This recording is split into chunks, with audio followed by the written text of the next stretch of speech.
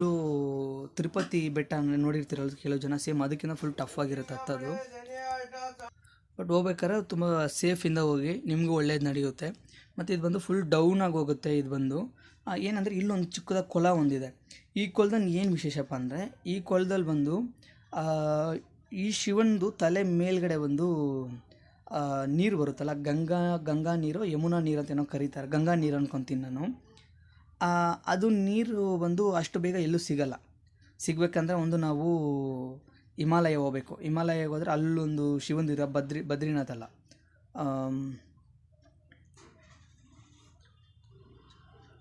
ಹಿಮಾಚಲ್ ಪ್ರದೇಶ್ ಮತ್ತು ನಾವು ಜಾರ್ಖಂಡ್ ಹತ್ರ ಹೋದರೆ ಮಾತ್ರ ನೀರು ಸಿಗುತ್ತೆ ಅಂತೇಳಿ ಇದೆ.